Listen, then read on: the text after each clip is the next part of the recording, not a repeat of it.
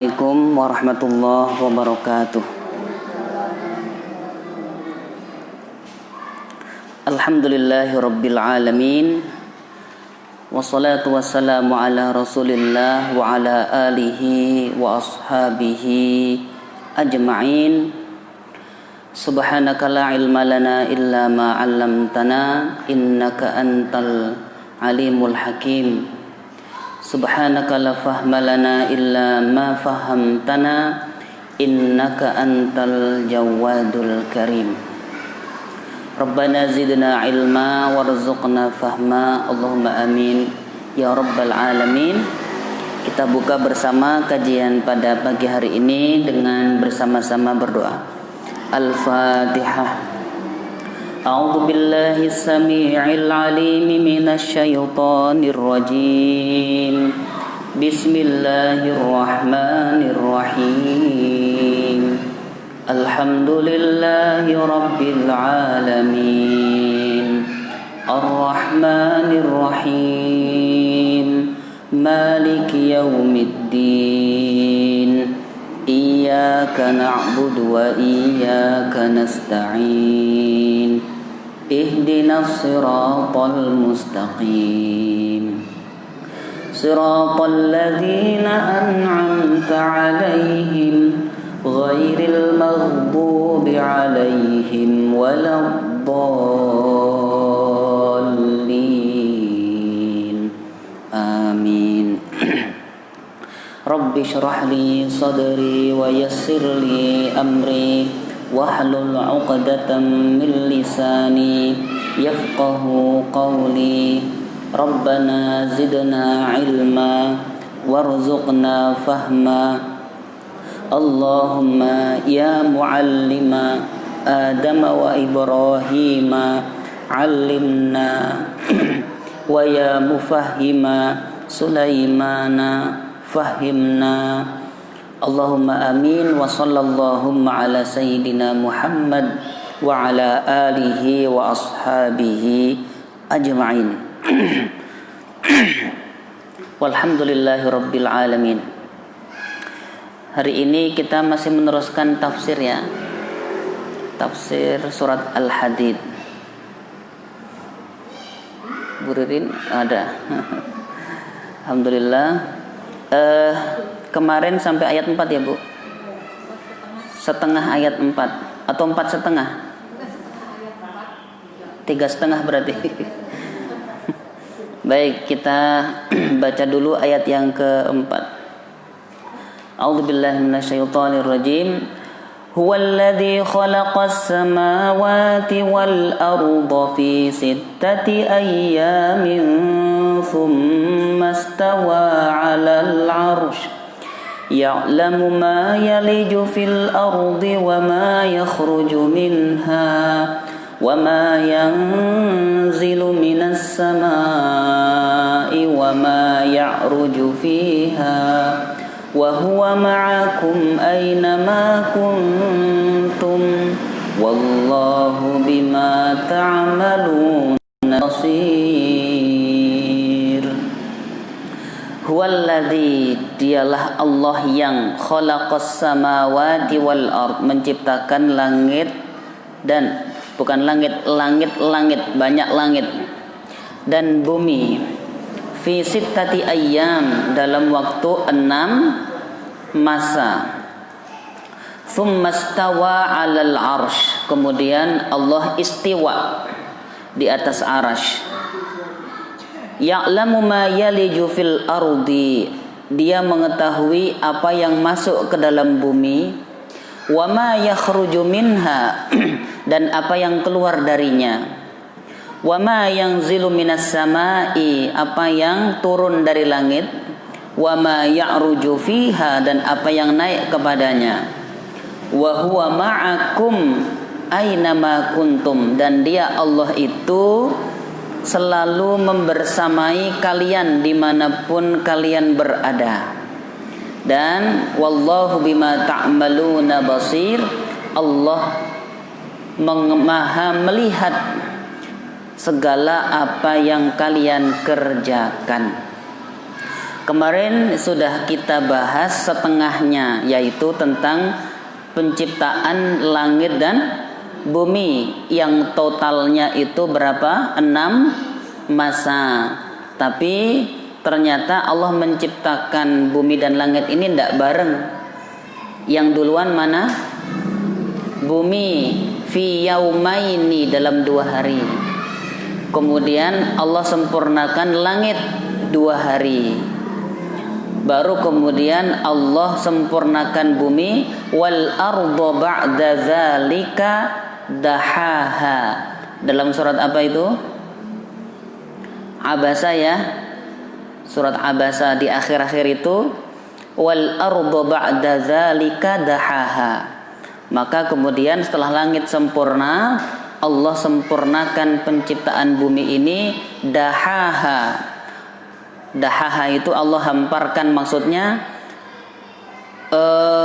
akhraja minha ma'aha wa mar'aha. Allah keluarkan airnya.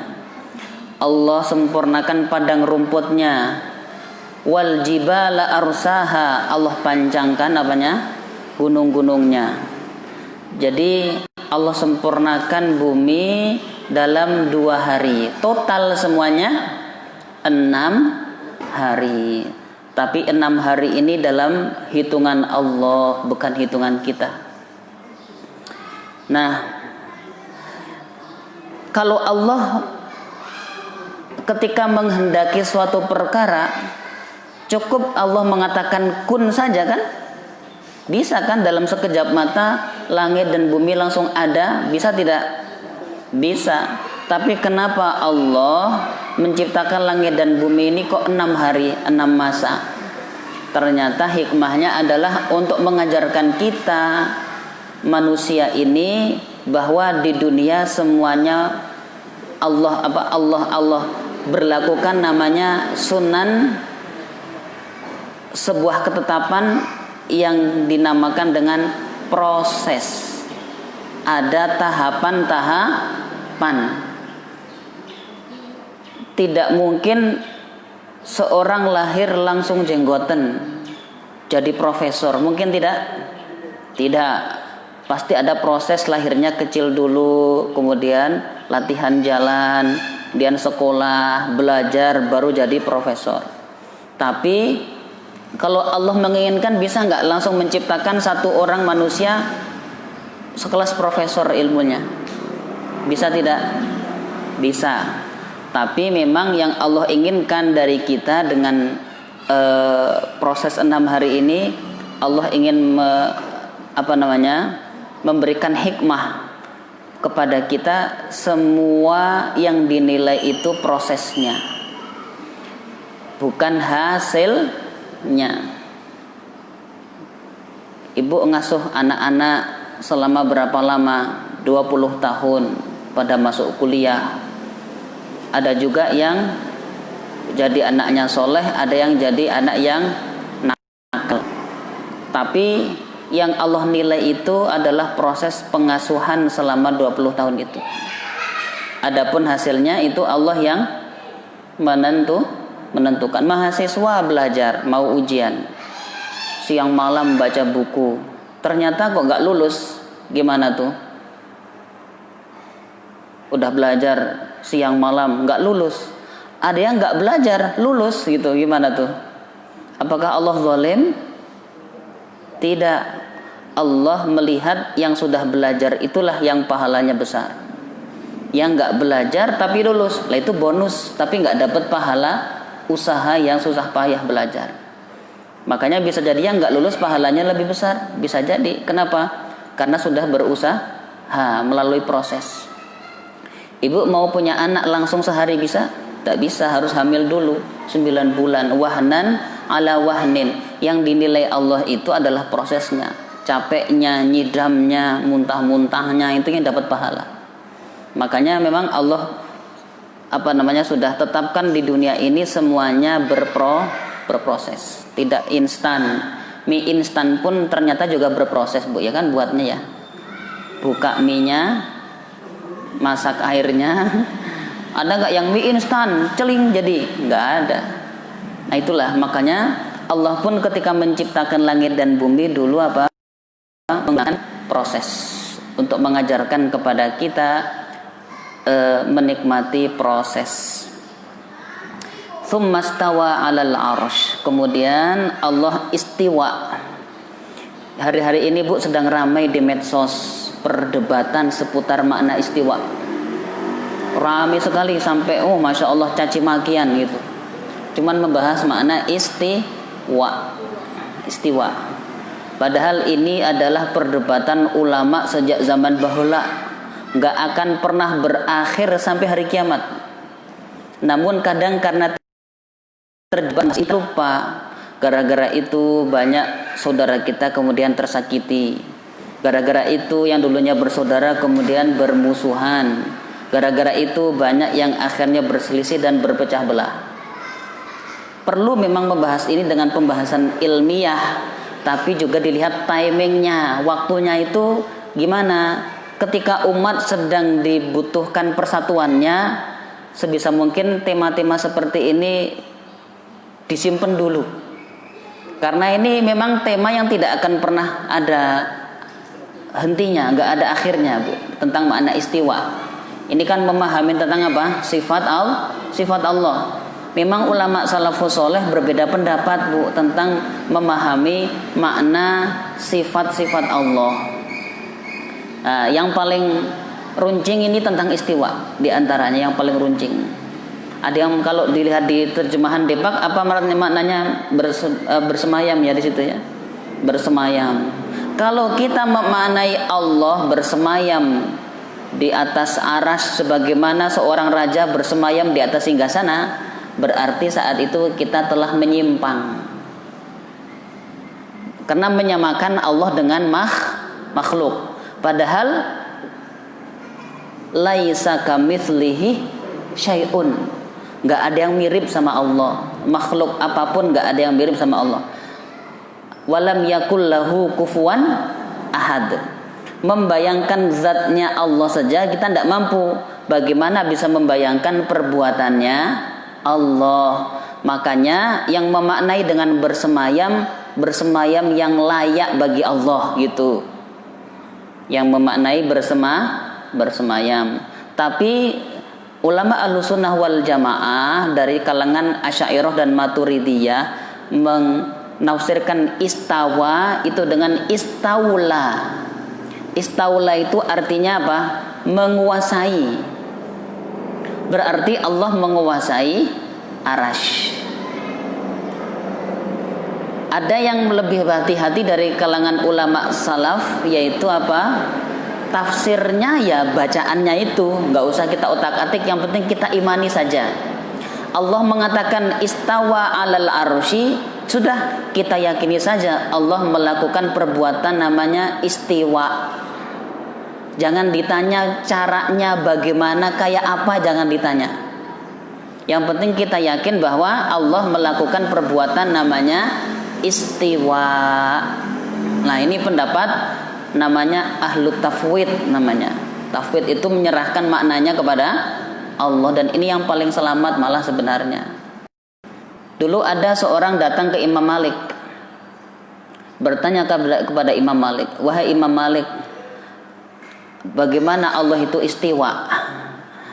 Kalau secara apa yang yatabadar ila dhihni, yang paling cepat terlintas dalam benak kalau disebut istiwa, orang-orang Arab itu yang terbayang itu naik, Bu.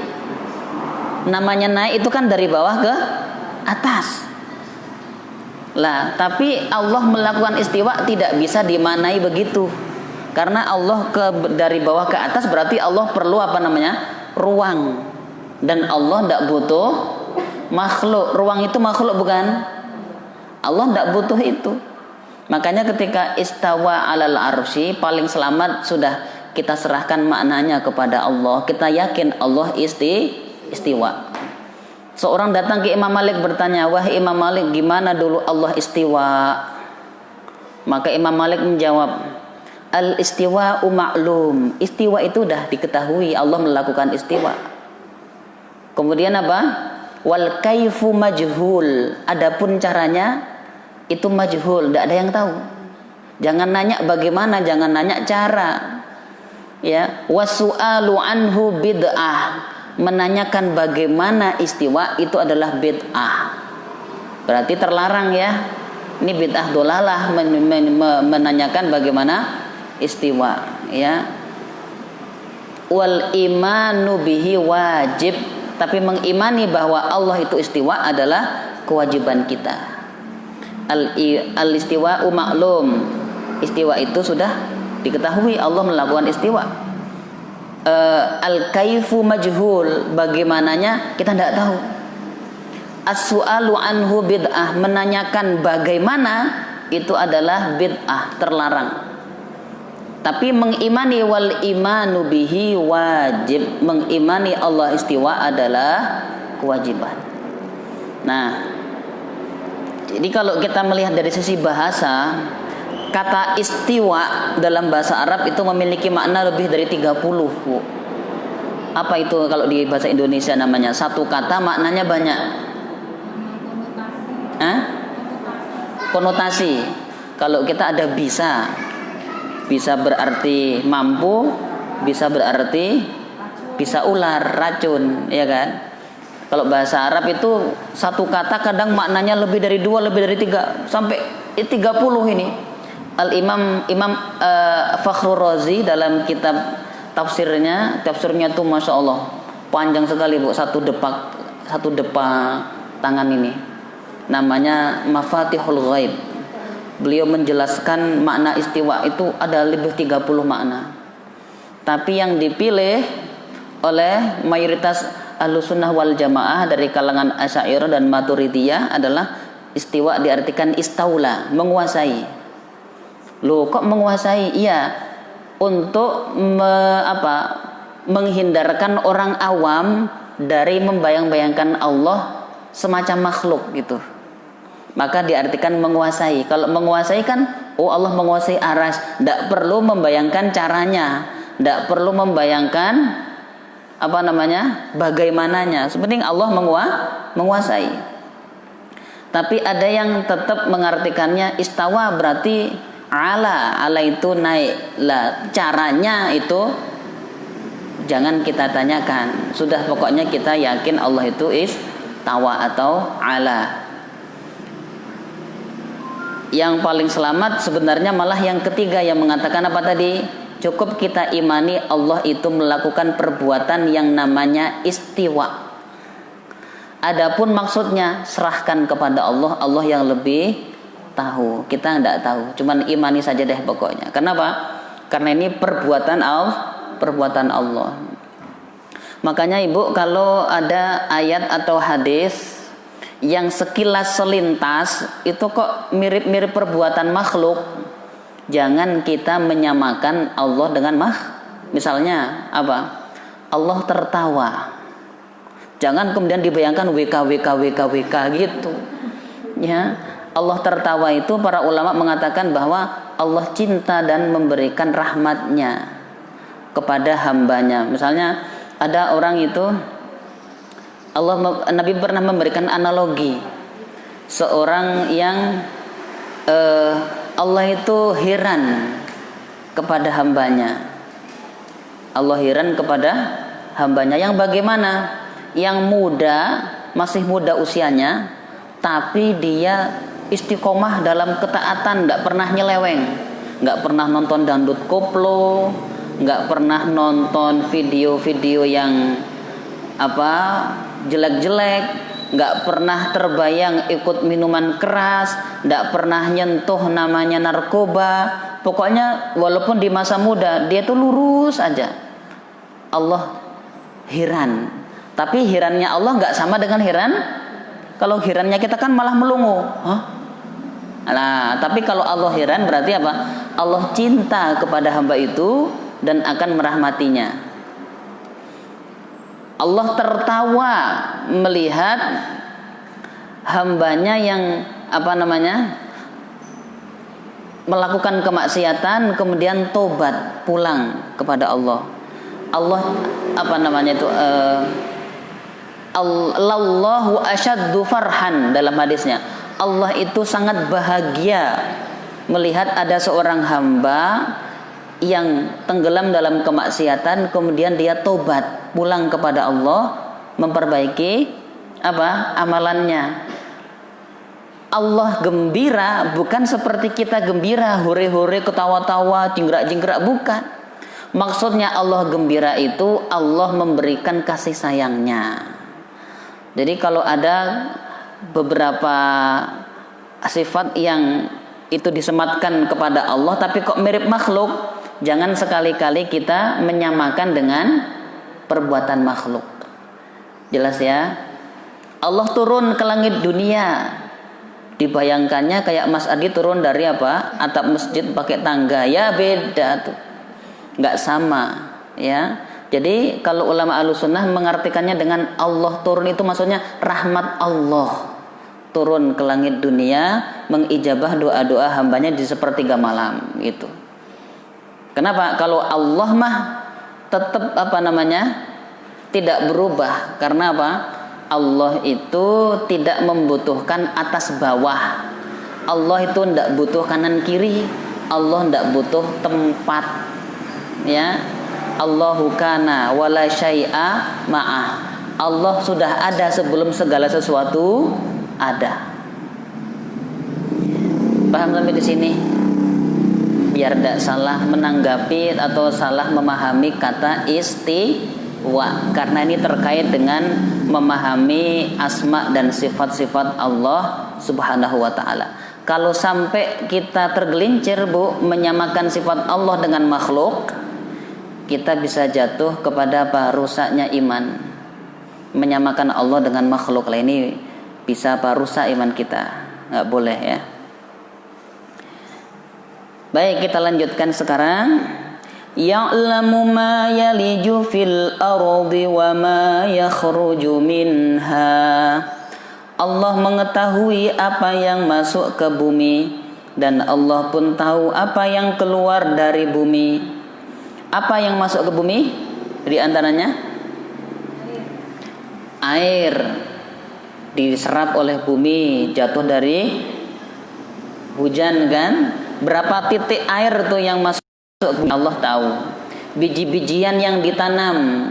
Ibu pernah nanam jagung? Belum pernah ya? Nanam kacang yang biji-bijian tuh ditanam di situ. Kita yang nanam aja nggak bisa ngitung. Pernah nggak ngitung satu sawah itu berapa padinya? Allah tahu jumlahnya. Jadi Masya Allah, ini berarti Allah itu ilmunya tidak terbatas. Ya'lamu ma yaliju fil ardi. Benih yang ditanam di dalam tanah itu Allah tahu. Termasuk Allah tahu apa? Ya bisa jadi jumlah berapa kuburan di bumi ini, berapa mayat yang udah masuk ke sana, Allah tahu ya. Kemudian apa?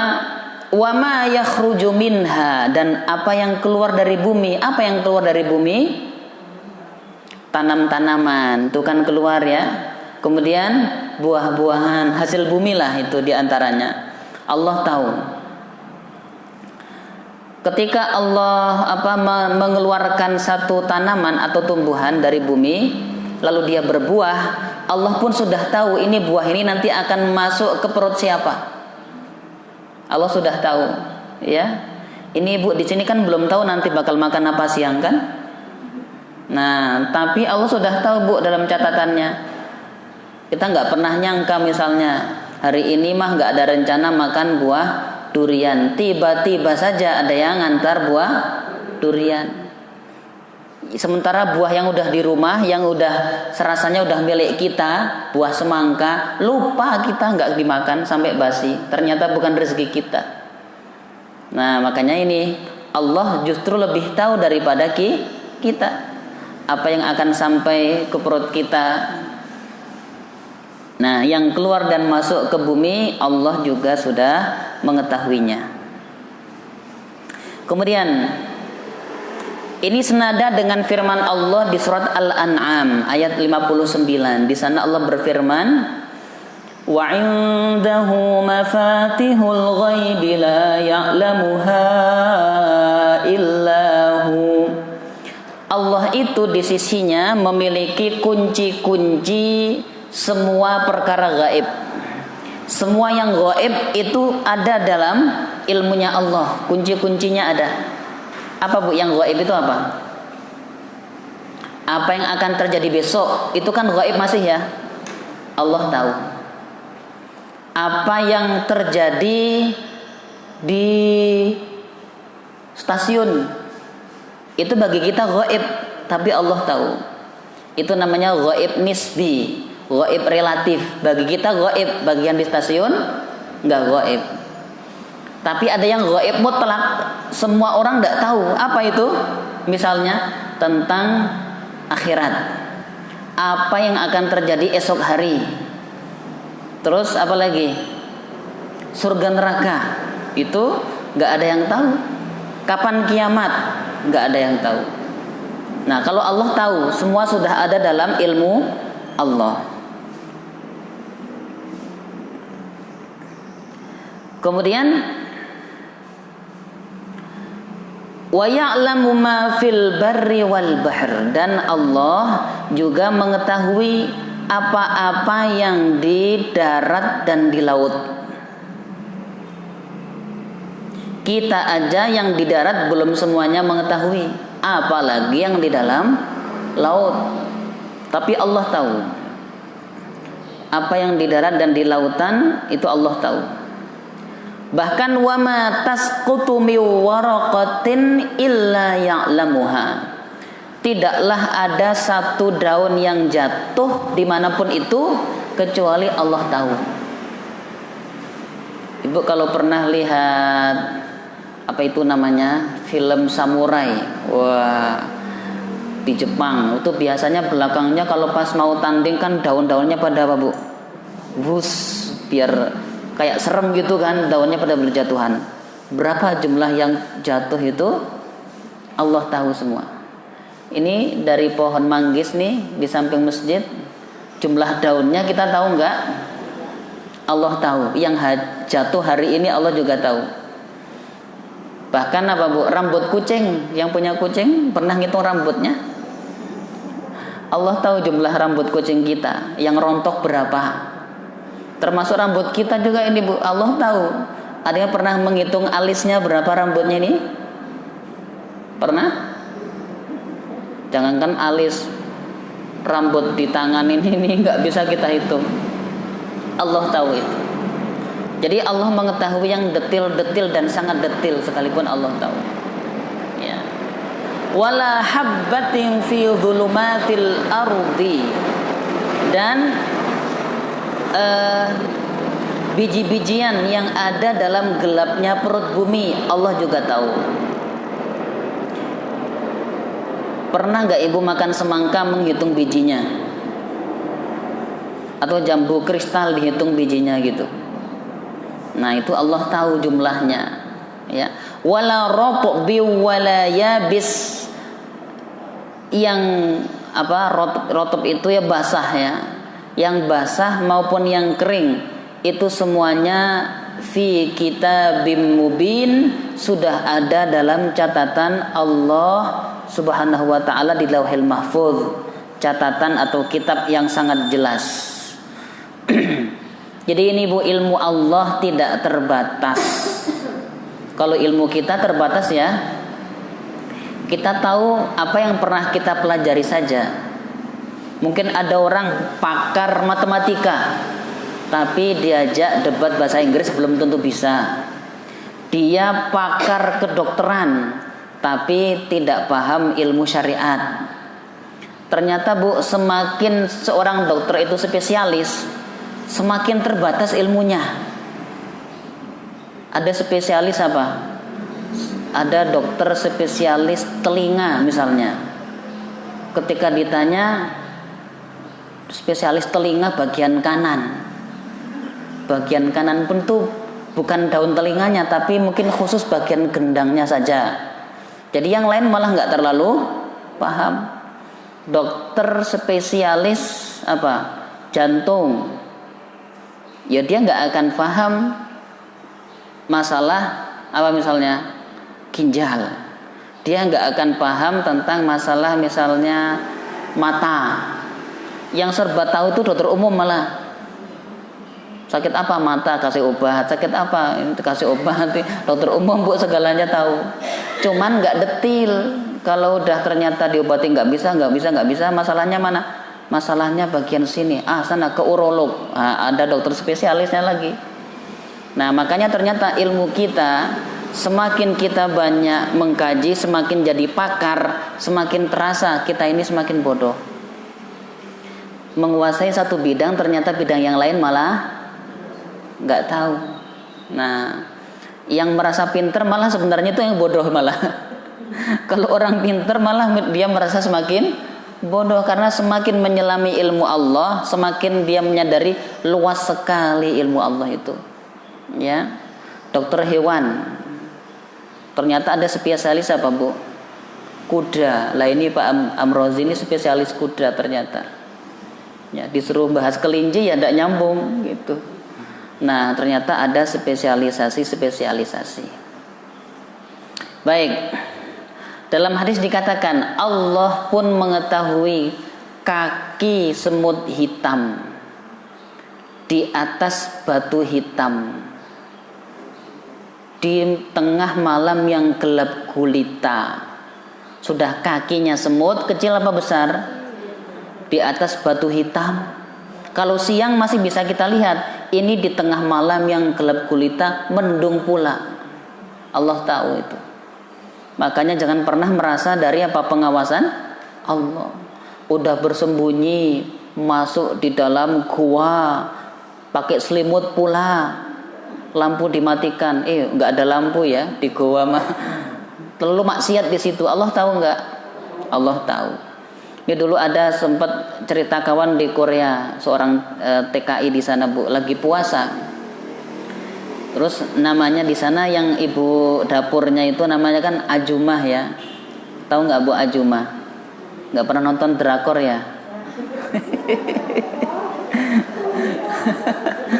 Anak-anak muda zaman sekarang sukanya drama Korea, masya Allah, sampai lupa sholat.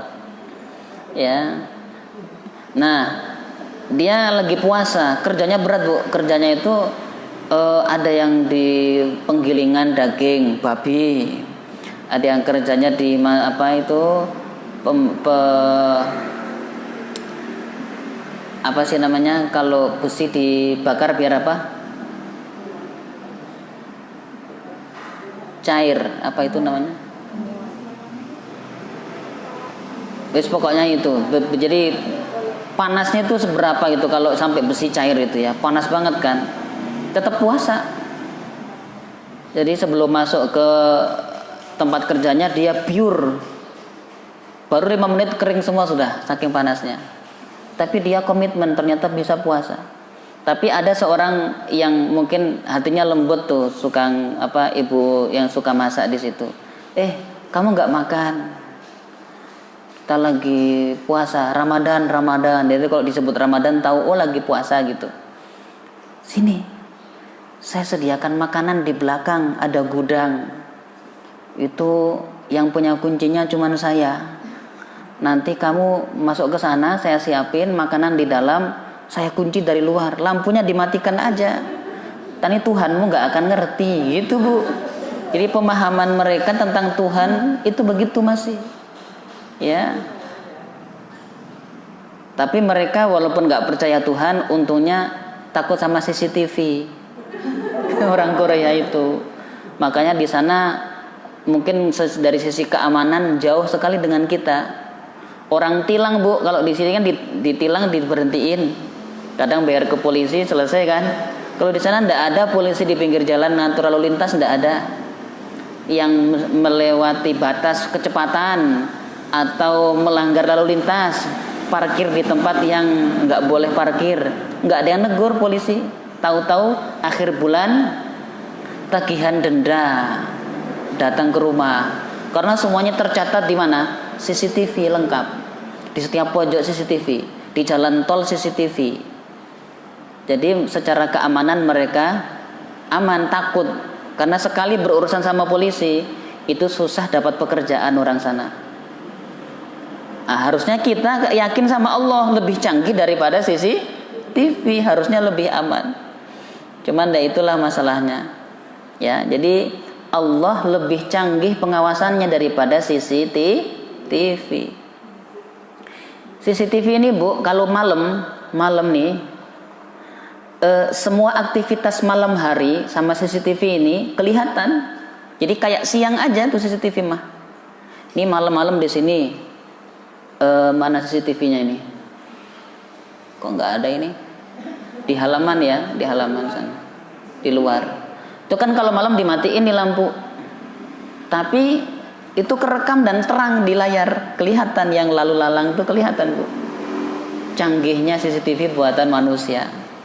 Dan ternyata Allah itu pengawasannya lebih canggih, lebih detail daripada CCTV.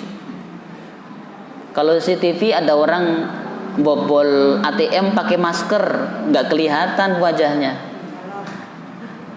kelihatan matanya doang kan, nggak bisa juga ditangkap ya kan. Tapi Allah tahu siapa yang bersembunyi di balik masker itu, Allah tahu. Ya, inilah Masya Allah. Kalau kita menyadari ini, kita akan malu dimanapun karena ada yang mengawasi. Baik. Wa ma yanzilu minas sama. Allah pun tahu apa yang turun dari langit. Apa yang dari langit turun? Hujan, salju, embun. Termasuk takdir kita ini kan turun dari langit kan, ketentuan Allah. Dan hukum-hukum syariat yang Allah turunkan ini semuanya adalah Allah mengetahuinya. Ada satu riwayat Bu, malaikat itu ada yang memiliki jari berapa? 1000 apa jarinya itu? Jarinya banyak sekali. Ternyata malaikat apa ini? Malaikat yang tugasnya menghitung rintik-rintik hujan. Ada malaikat yang khusus kemampuannya itu menghitung apa? Jumlah air hujan yang turun, berapa tetes tuh? Berapa apa namanya itu? Berapa rintik. Ini makhluk-makhluk Allah. Kemudian wama yaruju fiha, dan Allah pun mengetahui apa yang naik kepadanya berupa apa? Catatan-catatan amal manusia. Malaikat setiap siang dan malam itu naik turun Bu dari bumi ke langit, membawa catatan yang mereka tulis, isinya amal-amal kita semua. Jadi ada laporan harian, ada laporan mingguan, ada laporan tahunan. Laporan harian kapan? Dalam hadis diriwayatkan oleh Imam Bukhari dan Imam Muslim, Nabi pernah bersabda begini, yata'aqabuna fikum malaikatum bil-lail wa malaikatum bin-nahar. Jadi ada malaikat siang dan malaikat malam itu yang dipergilirkan untuk menjaga, mengawasi, mencatat amal kita. Ada shift siang dan shift malam. Wa yajtami'una fi sholatis subhi wa sholatil asri. Malaikat itu berkumpul, ketemu kayak misalnya security itu kan kalau datang yang shift malam, shift siangnya masih standby kan. Baru ketika kemudian mereka datang, yang shift siangnya pulang. Jadi ada serah terima gitu. Malaikat juga begitu. Malaikat malam dan malaikat siang itu ganti-gantian. Kapan mulai dinasnya? Kalau malaikat malam itu turunnya waktu sholat asar kita. Ketika kita lagi sholat asar, malaikat malam sudah turun. Malaikat siang siap-siap mau naik, gantian tugasnya. Dan ketika sholat subuh, malaikat malam siap-siap naik, yang malaikat siang sudah turun. Jadi ada ganti shift, itu malaikat. Ya. Summa ya'rujul ladzina batu fikum. Nah, malaikat siang nih, malaikat malam nih, yang nanti kemudian dia naik digantikan oleh malaikat siang, ditanya oleh Allah. Allah bertanya kepada mereka, padahal Allah sudah tahu. Tapi ini untuk memuliakan hamba-hambanya yang beriman. Kaifa taraktum ibadi? Hai malaikat, bagaimana kondisi hamba-hambaku saat kalian meninggalkan mereka?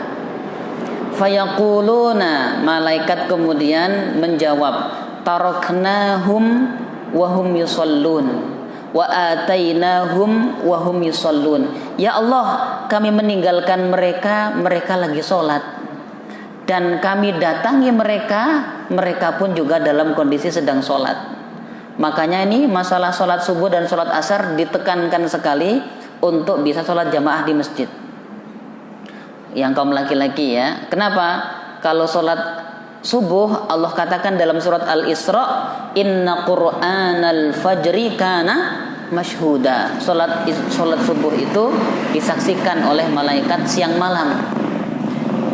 Di surat Al-Baqarah, hafidhu ala sholawati was sholatil wusta. Jagalah 5 sholat, utamanya jagalah sholat asar.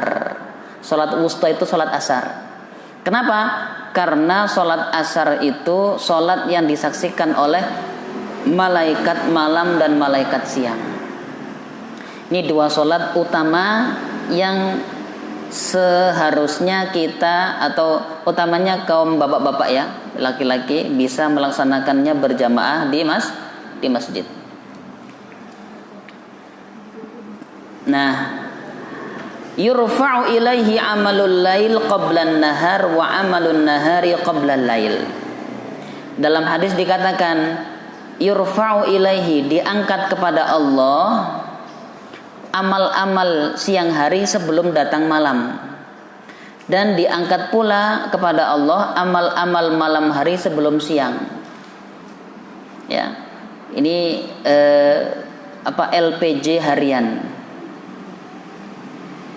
Makanya beruntung kata Nabi dalam hadisnya orang yang membuka dan menutup harinya dengan istighfar. Bangun tidur astagfirullah, sebelum tidur sambil berbaring memperbanyak astagfirullah. Barang siapa melakukan itu, dosa yang ada di antara 2 waktu itu, antara dia bangun dan menjelang tidur, itu diampunkan sama Allah semua. Makanya siang hari kan kadang kita sengaja nggak sengaja itu melakukan dosa apa enggak? Coba siapa yang hari ini dari bangun tidur sampai sekarang belum berdosa? Ada enggak yang belum berdosa? Tadi nyubit suami, dosa enggak? Tadi lupa ngasih makan kucing, lah dosa enggak? Tadi buka HP ternyata yang muncul gambar macam-macam, dosa enggak? Nah itu kan dosa-dosa yang kadang enggak bisa dihindari toh.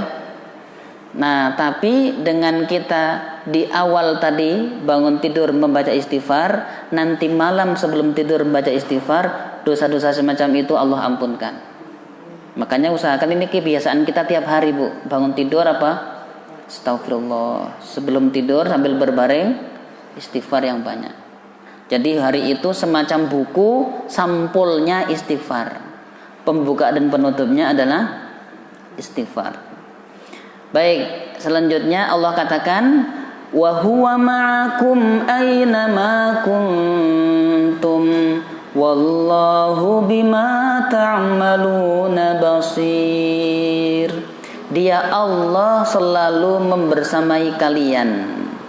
Ini namanya ma'iyatullah, kebersamaan Allah kepada kita dengan pengawasannya, dengan ilmunya ya. Jadi kemanapun kita pergi Allah tahu. Apapun yang kita lakukan, kapanpun itu Allah juga tahu. Wa huwa ma'akum aina ma kuntum. Kemanapun kalian berada, Allah selalu mengawasi dan membersamai kalian. Dengan apa? Dengan pengawasannya, dengan ilmunya. Disinilah makanya kita perlu menanamkan rasa malu kepada Allah. Karena apa? Yang kita lakukan itu selalu diawasi oleh Allah. Maka Nabi pernah mengatakan, jangankan Allah, malaikatnya saja tahu Bu apa yang kita lakukan. Nabi pernah bersabda, istahyu min malaikatillahil ladzina la yufariqunakum illa inda ihdasalas.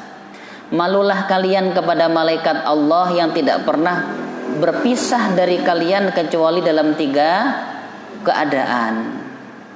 Jadi kemanapun kita pergi ada malaikat yang khusus Allah perintahkan untuk apa? Menjaga, melindungi dan mencatat amal kita. Namanya malaikat apa? Namanya malaikat hafadzah. Malaikat hafadzah itu yang bertugas untuk melindungi, menjaga kita kemana-mana, mengawasi dan mencatat juga perbuatan kita. Hafadzah namanya malaikat penjaga.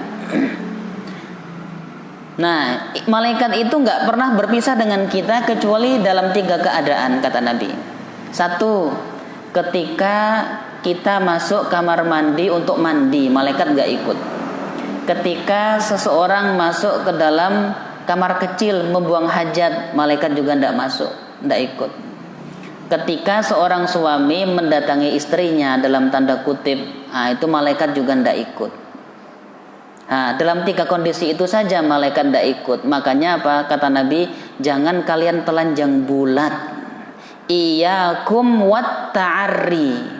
Hindarilah oleh kalian bertelanjang. Malulah kepada malaikat yang tidak pernah berpisah darimu kecuali dalam 3 kondisi. Jadi walaupun di rumah nggak ada orang, jangan telanjang nari-nari sendirian. Nggak ada orang ini. Ingin niru apa tuh namanya artis biar kelihatan sama. Nah, nggak boleh, tetap malu, ada malaikat soalnya ya, ada malaikat. Termasuk kalau kita masuk kamar mandi lah baru boleh apa? Menanggalkan baju karena malaikat tidak ikut. Tapi kan ada yang di dalam itu. Siapa?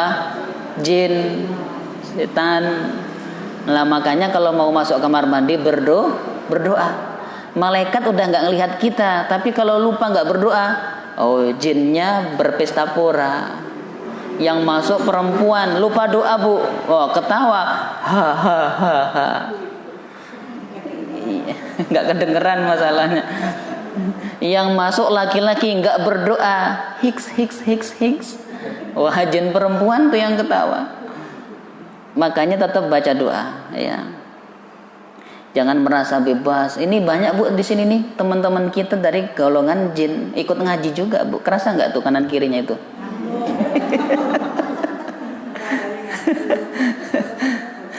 Dalam surat Al-A'raf dikatakan innahum mereka bisa melihat kita. Innahum ayatnya itu? Min haitsu la tarawnahum. Jadi mereka melihat kita dari arah yang kita nggak bisa melihat mereka. Jadi kita bersyukur Bu, nggak lihat jin itu bersyukur, jangan malah penasaran. Aku pengen membuka indera keenam. Belajar apa? Melihat, gendruwo, pingsan. Jadi kita ini nggak bisa melihat makhluk-makhluk itu bersyukur.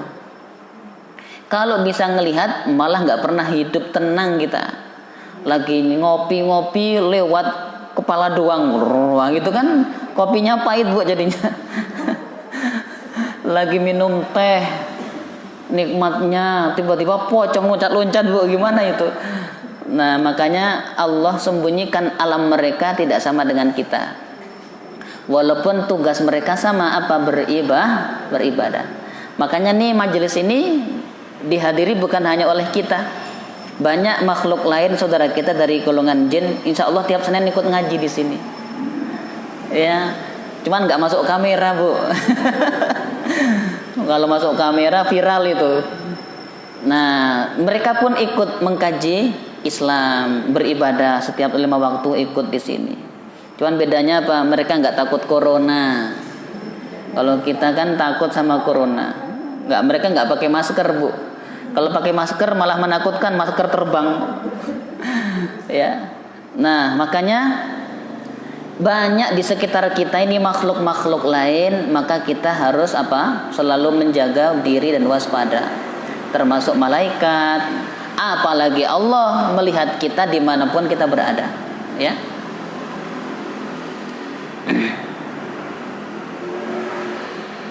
Nah, orang-orang munafik seringkali tidak menyadari tentang hakikat pengawasan Allah semacam ini. Makanya mereka apa? Di hadapan Rasulullah mereka manisnya kalau bicara. Kayak udah paling deket sama Nabi. Tapi di belakang Rasulullah mereka mencibir, mencaci maki. Ya.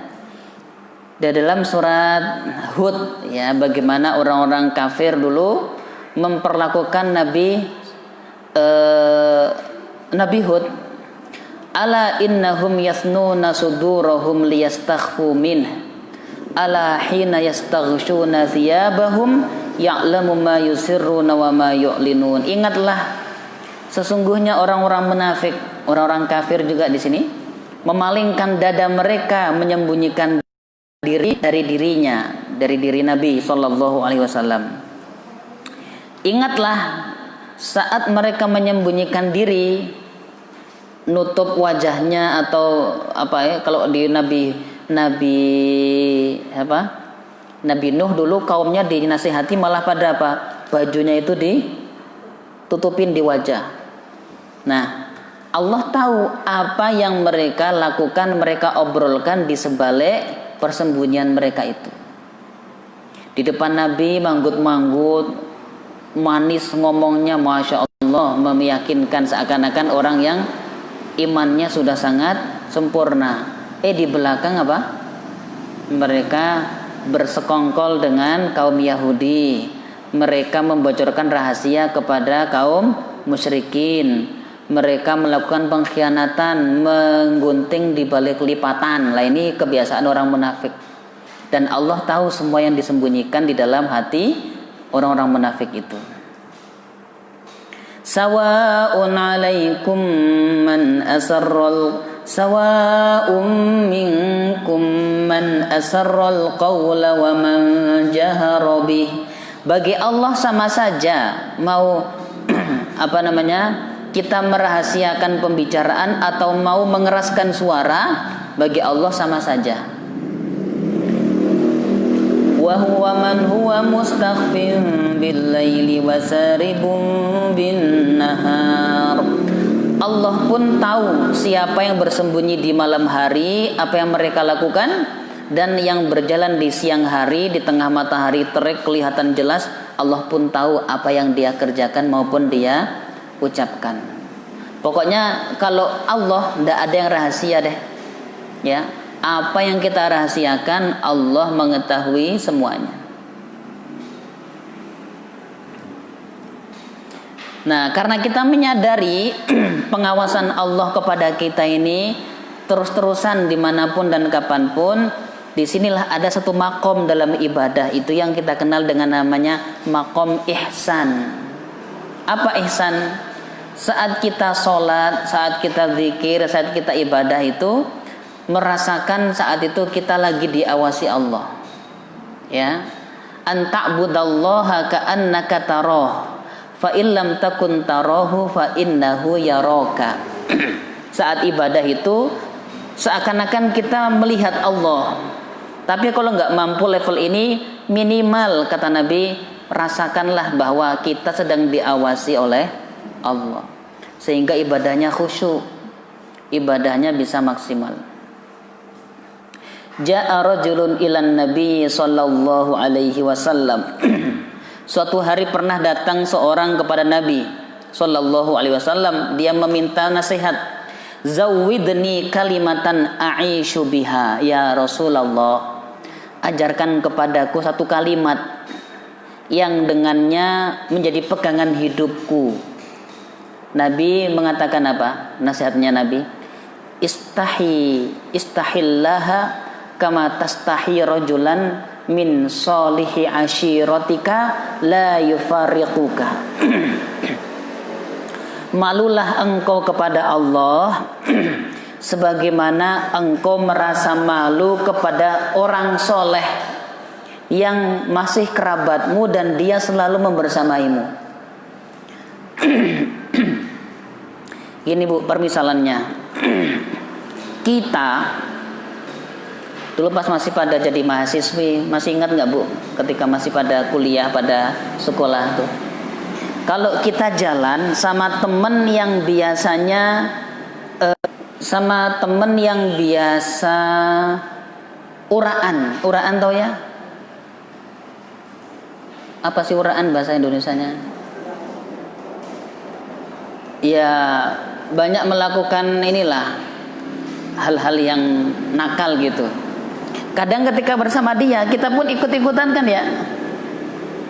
Tapi ketika yang bersama kita ini orang yang soleh, apalagi misalnya jalannya sama Pak Kiai gitu, berani nggak kita kemudian melakukan hal yang biasa kita lakukan saat bersama kawan-kawan? Kan malu tuh kita. Gimana ya, mau lirik-lirik tapi Pak Kiai kayaknya awas banget nih, lagi tuh nggak enak Bu kita. Nah, kata Allah, kata Nabi apa? Malulah kepada Allah sebagaimana kamu malu kalau di sampingmu ada orang soleh, yang dia itu keluargamu dan tidak pernah jauh-jauh darimu. Nah ini, kalau orang biasa dengan orang yang biasa bermaksiat, kalau kita juga ikut-ikut maksiat, nyicip-nyicip sebentar gitu, kadang kita nggak terlalu malu. Tapi kalau di samping kita ada orang soleh, ulama pula, kita di sampingnya mau macam-macam, rasanya gimana? Malu kan? Doa enak lah, mosok maksiat di depan Pak Haji gitu misalnya gitu kan? Nggak apa? Tetap ada rasa malunya. Lah, rasakan malu kepada Allah itu semacam itu. Jadi seakan-akan kita selalu dibersamai oleh Allah.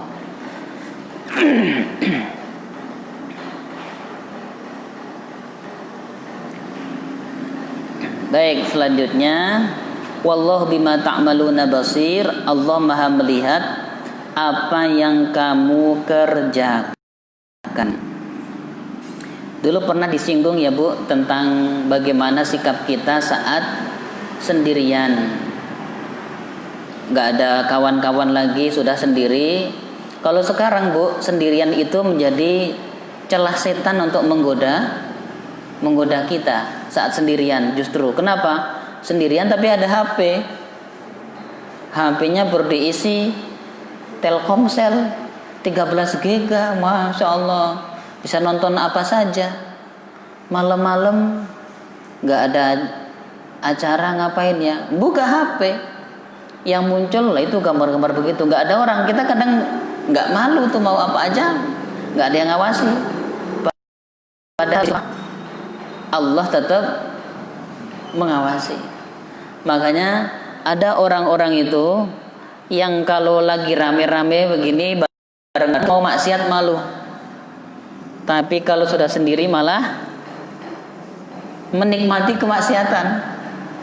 Lah ini yang dikatakan oleh Nabi jauh-jauh hari, orang yang bangkrut itu siapa? Orang yang kalau dalam keramaian itu selalu melakukan ketaatan, ibadah, ada kawannya, semangat. Tapi kalau sudah sendirian, dia lebih cenderung menikmati kemaksiatan. Nah ini memang pada umumnya Bu, orang lebih sering maksiat pas bareng-bareng apa sendirian? Sendirian ya.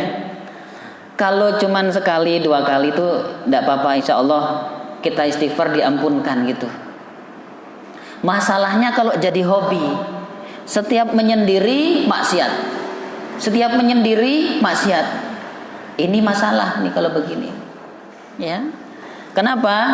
Karena itu bisa menjadikan pahala kita yang sudah kita kumpulkan sepanjang siang tadi terseok-seok, kita sampai sama teman-teman hadir majelis taklim, tilawah Al-Quran, sholat jamaah, sudah kita lakukan tuh sepanjang hari amal soleh. Tapi begitu malam hari datang, setiap kali sendiri maksiat kepada Allah, maksiat yang dilakukan secara rutin hampir tiap saat, sendiri pasti maksiat, itu bisa menghancurkan pahala yang sudah kita kumpulkan seharian tadi. Nah ini Bu yang dikhawatirkan oleh Nabi, kita jangan sampai masuk ke dalam golongan semacam ini. Ya, jadi takwa kepada Allah itu fisirri wal alan, baik saat kita rame-rame maupun saat kita sendiri harus tetap takwa.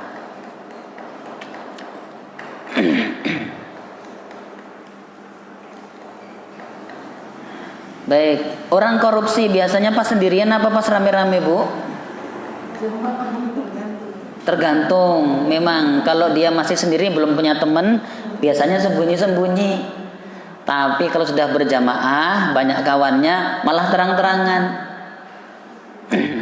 Yang komitmen malah apa? Disingkirkan. Lah ini bahaya sudah begitu. Ini tipe-tipenya Abu Jahal itu begitu. Ya. Kalau satu orang malah apa? Satu orang baik, yang lain sudah kena kasus, yang satu disingkirkan. Baik. Lahu mulku samawati wal ardi wa ilallahi turja'ul umur. Ini ayat 5 sekarang ya. Lahu, miliknya Allah. Apa itu mulkus samawati wal ard? Kerajaan langit dan bumi. Allah yang menguasai kerajaan langit, bukan siapa? Kaisar bukan. Dulu ada film Sun Gokong, masih ingat nggak Bu? Temennya namanya Tipat Kai, mengawal Biksu Tong. Itu katanya Sun Gokong itu kenapa kok diturunkan ke dunia? Karena dulu di langit itu dia nakal, suka memporak-porandakan kerajaan langit. Masya Allah, ini hayalan manusia sampai segitunya. Padahal dalam akidah kita Allah lah yang memiliki apa? Kerajaan langit dan bumi. Wa ilallahi turja'ul umur, segala perkara itu akan dikembalikan kepada Allah. Kerajaan Allah dulu. Di dalam surat Al-Lail Allah mengatakan, wa inna lana lal akhirata wal ula, sesungguhnya kepunyaan kami apa itu akhirat dan dunia. Kita lihat kerajaan Allah dulu Bu, yang hari ini bisa kita kita jangkau dengan indera. Ini hanya seukuran kecil sekali daripada apa yang tersembunyi di langit sana. Nabi pernah mengatakan begini, permisalan dunia dengan akhirat. Dunia itu berarti apa? Alam semesta ini. Dibandingkan dengan kerajaan Allah di negeri akhirat nanti, itu hanya seperti permisalan setetes dua tetes air yang nempel di ujung jari kita, dibandingkan dengan samudra luas yang tidak terjangkau ujungnya oleh mata. Jadi ibu kalau pas liburan ke pantai, kata Nabi apa? Coba masukkan jarimu ke pantai, diangkat tuh. Kira-kira kalau jari kita masuk ke pantai diangkat, sisa berapa tetes itu kira-kira? Kalau jarinya gede ya 3 tetes, ya kan? Kalau jarinya kecil 2 tetes. Angkat, tes. Kata Nabi apa? Ini yang tetes-tetes dari ujung jari kita ini adalah luasnya dunia. Sudah, itu semuanya di situ. Adapun samudra luas di lautan Hindia itulah negeri akhirat yang Allah simpan untuk kita. Luar biasa kan? Yang 2-3 tetes saja sudah kelihatan gemerlap nih. Ibu kalau sesekali lihat YouTube, ketik di situ kota Dubai,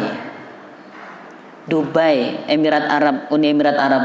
Masya Allah Bu, dilihat gedung-gedungnya dari pencakar-pencakar mendung itu ya. Tinggi-tinggi, bentuknya indah, teknologinya tinggi. Kayak serasa di surga gitu. Padahal seindah itu pun ternyata belum mewakili seluruh isi dunia. Nah, berarti surga yang Allah janjikan kayak apa indahnya. Ini nanti yang akan mengagetkan kita, Bu, masuk surga. Wih, ternyata begini surga. Makanya ada satu riwayat mengatakan apa? Seorang laki-laki masuk surga, melihat cantiknya istrinya saja, Bu, melongonya 40 tahun. Oh, 40 tahun gitu doang coba. Ini kalau kita sering-sering bahas surga ini lama-lama ndak betah di dunia. Saking indahnya alam surgawi itu. Dan itu semuanya adalah kekuasaan Allah, ya. Nih ada penjelasan jarak antara langit pertama dengan langit kedua. Ibu dikatakan oleh baginda Nabi, hadis riwayat dari Ibnu Khuzaimah. Apa kata Nabi? Bainas sama'id dunya wallati taliha, jarak antara langit dunia. Sekarang ini kita kan di dunia nih, masih langit pertama nih. Jarak antara langit pertama dengan langit kedua itu adalah perjalanan 500 tahun. 500 tahun naik apa ini kira-kira? Wis pokoknya 500 tahun lah jarak tebalnya itu. Dan wa baina kulli sama'in khamsumi'ati am. Dari langit pertama ke langit kedua, langit kedua ke langit ketiga, langit ketiga, langit keempat, terus begitu. Itu jaraknya 500 tahun. Wa baina sabi'ati wal kursi khamsumi'ati am. Dari langit ketujuh hingga kursi ada makhluk Allah namanya kursi. Jangan dibayangkan berarti tempat duduknya Allah itu ya. Ini makhluk Allah namanya kursi. Jaraknya pun 500 tahun. Belum lagi wa bainal kursi wal ma'i, di atas kursi itu ada namanya alma, air. Enggak tahu airnya kayak air apa, yang penting itu di atasnya kursi Allah nanti ada air, alma lah, itu juga jaraknya 500 tahun.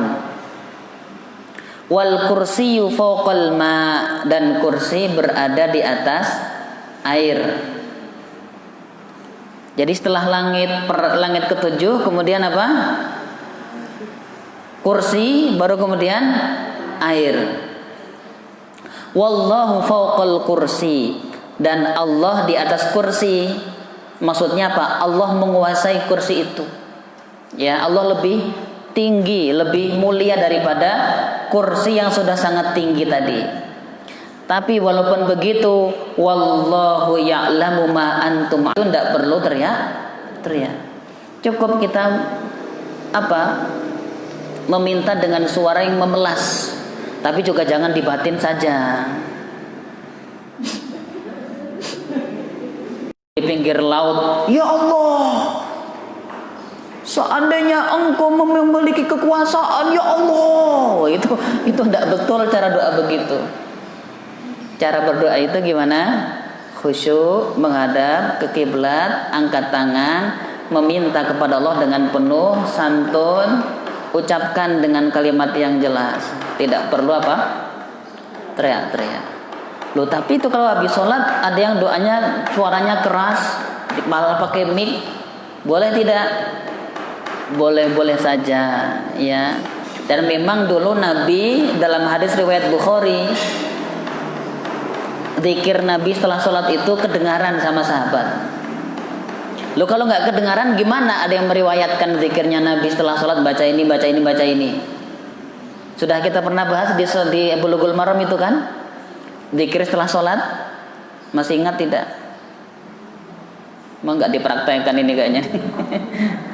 Dulu bab zikir setelah sholat itu kan ada. Berarti ketika zikir setelah sholat, Nabi suaranya kedengar nggak sama sahabat? Kedengaran. Riwayatkan. Aku mendengar Nabi setelah salat membaca La ilaha illallah wahdahu la syarikalah lahul mulku wa lahul hamdu wa huwa ala kulli syai'in qadir. Berarti ketika Nabi baca itu kedengaran enggak? Kedengaran, ya. Jadi ada yang memang menjaga tradisi zikir setelah salat itu dikeraskan. Nah, tapi kalau memang kita lebih khusyuk dengan zikirnya, yang penting aku sendiri yang dengar, ya nggak apa-apa, ya. Jangan yang zikirnya pelan menyalahkan yang keras menyalahkan yang pelan. Sudah masing-masing punya cara yang menurut dia lebih khusyuk, ya. Dan ini jangan menjadi sebab perpecahan maupun perselisihan. Wa ilallahi turja'ul umur. Oh, sebelum ini Bu, ada satu hadis menceritakan tentang ukuran malaikat yang membawa arasy. Jadi malaikat Allah memerintahkan ada berapa malaikat pembawa arasy? Pembawa arasy ada 8 ya kalau nggak salah.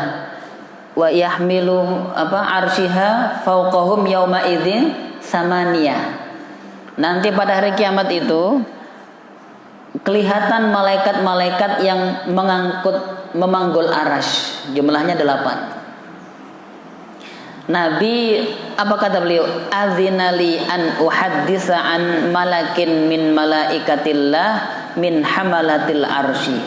Aku diizinkan untuk menceritakan atau menggambarkan salah satu dari para malaikat yang memanggul arasy.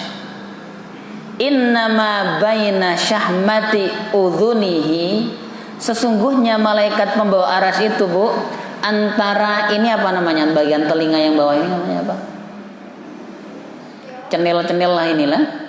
Ini antara ini wa atiqihi sampai pundaknya, itu jaraknya antara telinga, ujung telinga ini sampai pundaknya itu adalah masirota sab'imi'ati am, perjalanan 700 tahun dari sini sampai ke pundak, 700 tahun jaraknya. Berarti lebih besar daripada jarak langit pertama sampai langit kedua. Langit pertama sampai langit kedua cuma 500 tahun. Lah ini malaikat pembawa arasy dari sini, apa sih namanya, nggak ada namanya ya Bu, di Sunda apa namanya ini? Apa? Tempat anteng ini ya.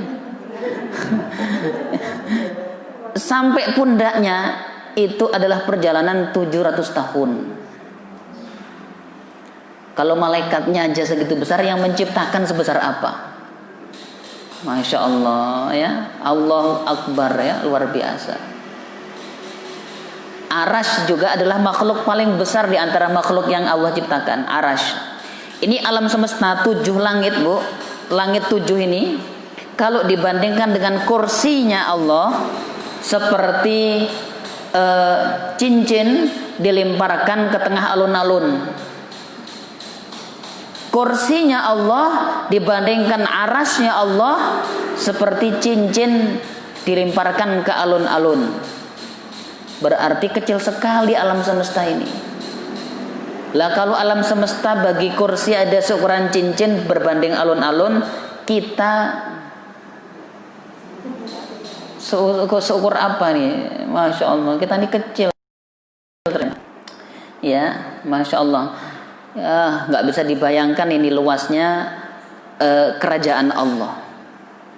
Nggak sampai, otak kita yang nggak sampai, akal kita sangat terbatas. Wa ilallahi turja'ul umur, dan hanya kepada Allah segala urusan akan dikembalikan. Urusan apa? Urusan apapun itu kembali kepada Allah pada akhirnya. Banyak urusan-urusan yang di dunia belum tuntas akan dituntaskan nanti di hari kiamat. Termasuk apa? Hutang piutang kok belum tuntas di sini Bu? Apakah selesai begitu? Enggak, di akhirat akan dituntaskan. Ini kadang-kadang saya heran ya, ada orang itu gampang banget ngutang tapi nggak pernah punya itikat buat bayar. Utang sono, utang sini, masya Allah ternyata udah apa kalau kata orang Jawa, arang bulu kucing. Rengketnya itu seperti saking banyaknya kayak bulu kucing gitu di mana-mana. Kok tapi nggak ada itikat untuk Lah, yang begini ini di hari kiamat nanti akan diminta apa? Untuk membayar hutangnya. Makanya Nabi berpesan, kalau kamu pernah punya hutang, selesaikan di dunia sebelum nanti dituntaskan di akhirat. Ketika emas harta nggak berguna, yang berguna apa? Amal kita ditransfer. Kalau memang kita belum mengikhlaskan, tagih. Mengikhlaskan tapi kan kepaksa.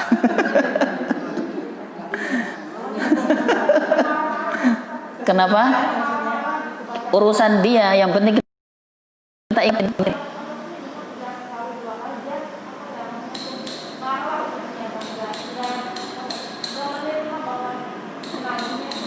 Ya nanti di akhirat dia akan berurusan lagi sama kita. Kenapa?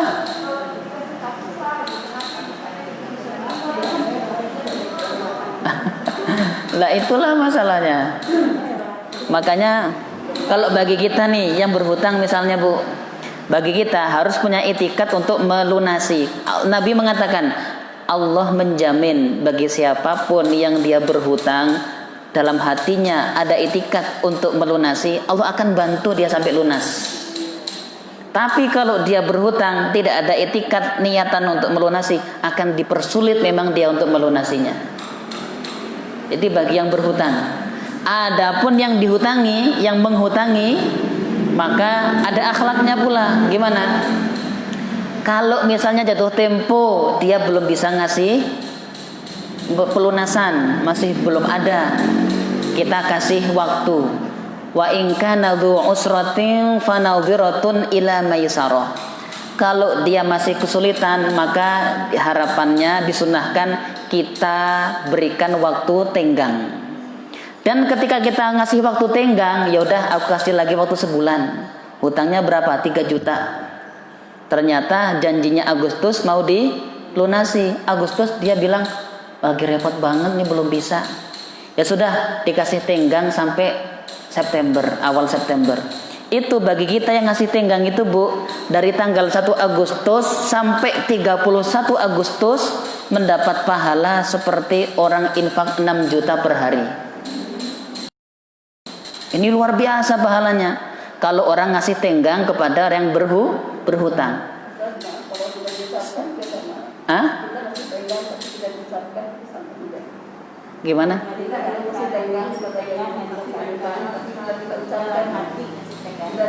Oh, ya, yang penting dia paham. Yang penting kita berarti kan nggak nuntut terus. Oh, berarti ngasih tenggang. Nah, mulai depan aja. Mulai tanggal itu Bu,